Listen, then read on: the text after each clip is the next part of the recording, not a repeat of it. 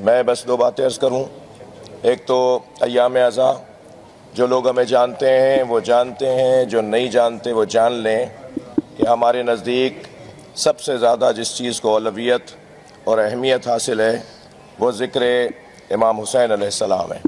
وہ کربلا والوں کا ذکر ہے، وہ اہل بیت کے ذکر کی ادائیگی اور ان سے محبت کا اظہار ہے. ہم اجر رسالت کی ادائیگی قل لا اسألکم علیہ اجرا الا المودۃ فی القربہ کے حکم پر عمل کرتے ہوئے محرم میں، ماہ رمضان میں، ربیع الاول میں سال بھر ہر نماز کے بعد امام حسین کو سلام کرتے ہیں اور نبی کی آل سے پیار کرتے ہیں. یہ کام جو ہمیں اللہ نے عطا کیا ہے، جو ہمیں ذمہ داری سونپی ہے، اس کام میں کوئی رکھنا کسی طرح کی قربانی، کسی طرح کے نقصان، کسی طرح کی رکاوٹ سے فرق پڑنے والا نہیں ہے. جو کل واقعہ پیش آیا، اس میں اس بچی کے والدین کو میں دونوں ہاتھوں سے سلام، اس کی شفاعت اور اس کی وہ جو عظمت ہے جو جوارے اہل بیت میں پہنچنے سے اسے حاصل ہو رہی ہے. اور اس بچی نے، اس زنیرہ نے، اس میری بیٹی نے ایک بہت بڑا پیغام دیا ہے کہ خطیب ہے، ماتم ہے، عزاداری ہے، مجلس ہے، مگر فرش عزا پر ایک سنی بچی شہید ہو رہی ہے. یہ زنیرہ اس نے ختم کر دیا، فیصلہ سنا دیا اس بچی نے اپنی جان دے کر کہ عزاداری سید الشہداء کسی خاص مسلک اور مکتب کی میراث نہیں ہے.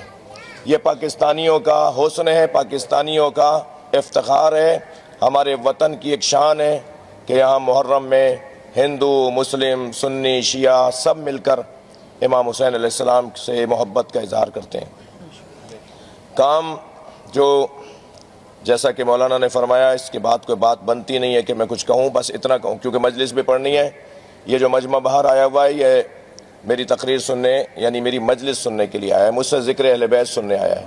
اور آج جناب علی اصغر کا ماتم ہے. آج حضرت امام حسین کے سب سے بڑے مجاہد کا ماتم ہے، سب سے کم سن جو سب سے بڑا مجاہد ہے.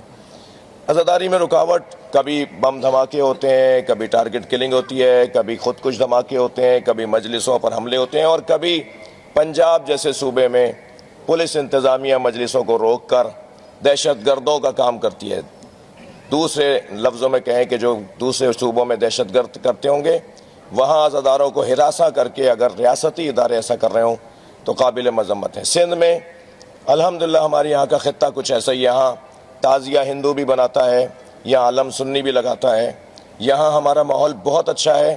اس ماحول کو مد نظر رکھتے ہوئے میں آپ سے عرض کروں گا کہ ایسا کوئی واقعہ دوبارہ رونما نہ ہونے کا انتظار نہیں ہونا چاہیے، باتیں نہیں ہونی چاہیے.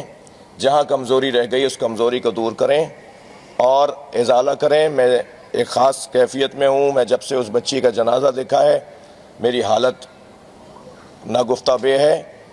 اس کی ماں سے پوچھیں، اس کے باپ سے پوچھیں، اس کے گھر والوں سے پوچھیں. اتنی پیاری، آپ کی بھی تو بیٹیاں ہیں، آپ کے گھروں میں بھی تو 7-8 سال کی بچیاں ہیں. ایسے کوئی بچی چلی جائے، اس پہ کوئی گاڑی چڑھ جائے، یہ کیسے ہو گیا، کیوں ہو گیا؟ میں بس آپ سے اتنا کہوں گا کہ جو اس میں ذمہ دار ہیں اس کے ساتھ تنبیہانہ رویہ ہونا چاہیے. دوسری بات، انتظار نہیں کریں، انتظام کریں. جہاں جہاں بھی کمزوریاں ہیں، اجتماعات ہو رہے ہیں، جہاں جہاں بھی کمزوریاں ہیں ان کمزوریوں کو برطرف کریں.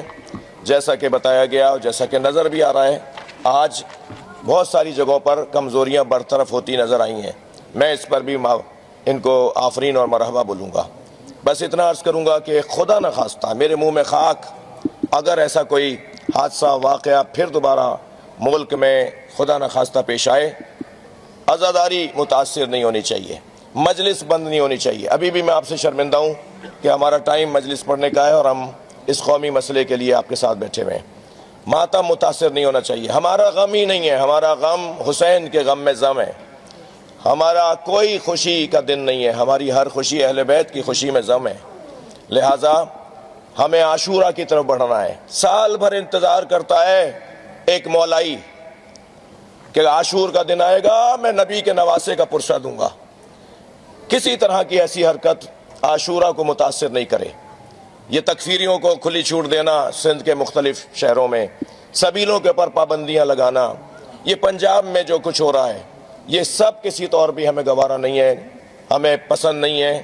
ہم توقع کرتے ہیں، دعا کرتے ہیں، اور جہاں بہتری آ رہی ہے ان کے لیے آفرین و مرحبا بولتے ہیں، جہاں کمزوریاں ہیں وہاں مذمت کرتے ہیں، اور انتظار کر رہے ہیں ان کا کہ وہ شہریوں کے حقوق، یہ شہری حقوق کا مسئلہ ہے، یہ شہری حقوق کا مسئلہ ہے۔ جتنا لوگ اس وقت بقیت اللہ میں بیٹھے ہیں باہر، میں کتنی دور سے دیکھتا آ رہا ہوں، پارکنگ کتنی دور تک ہے، ہزاروں کی تعداد میں یہاں لوگ آئے ہوئے ہیں۔ سیاسی جماعتیں اس سے 25% مجمع جمع کرنے کے لیے کروڑوں روپے خرچ کرتی ہے۔ یہ لوگ روڈ پہ بیٹھے ہیں، فٹ پاتھوں پہ بیٹھے ہیں، حیثیتوں والے لوگ، کروڑ پتی ارب پتی لوگ زمین پر بیٹھے ہوئے ہیں۔ کس لیے؟ یہ سیاسی جلسہ نہیں ہے، یہ عبادت کرنے آئے ہیں۔ تم انہیں رونے بھی نہیں دے رہے ہو، تم انہیں ماتم بھی نہیں کرنے دے رہے ہو، تم ان کے کاموں میں رکاوٹ ڈال رہے ہو۔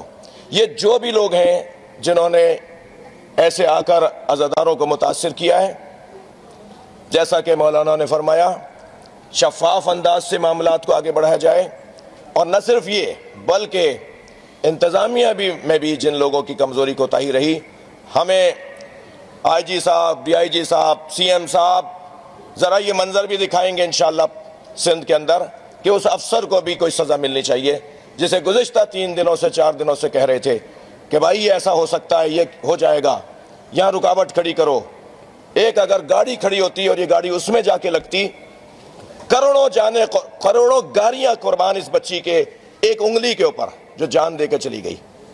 یہ جو ابھی اتنے لوگ زخمی ہیں، لاکھوں گاڑیاں قربان ان لوگوں کے زخموں کے اوپر، یہ جان تھی، یہ جان چلی گئی۔ لیکن انتظامات میں جو کمزوری رہی، میں بس اتنا کہوں گا کہ ہمیں یہ منظر بھی دکھائیں، ہماری بہن بیٹھی ہیں، فوکل پرسن نمائندہ بیٹھی ہیں سندھ حکومت کی، کہ ایسے افسران کو بھی تنبیہ ہونی چاہیے جنہیں کہا بھی جا رہا تھا اور وہ متوجہ نہیں تھے۔ میں آپ سب سے کہوں گا کہ آپ حوصلہ، ہمت، تدبر، حکمت، دانائی، معاملہ فہمی، دشمنوں کی سازش، اپنے درمیان فساد اور فتنہ پھیلانے والوں پر نگاہ اور خدمت کرنے والوں کی حوصلہ افزائی، یہ ہماری ذمہ داری بنتی ہے۔ بقیت اللہ کی کمیٹی نے، ورکنگ کمیٹی نے، یہاں کے انتظامی مکمل ڈھانچے نے دن رات ایک کی ہوئی ہے۔ میں انہیں آفرین، مرحبا، شاباش کہتا ہوں، اور ان کی توفیقات میں اضافے کے لیے دعا گو ہوں۔ جتنے بھی احباب میری آواز، ہماری آواز سن رہے ہیں، آپ سب سے گزارش ہے ایک سورہ فاتحہ، 3 مرتبہ سورہ اخلاص، اس مولا حسین کی پری کے نام، اس کے والدین کے حوصلے کے لیے، ہمت کے لیے، اور اس کے درجات کی بلندی کے لیے تلاوت کریں گے۔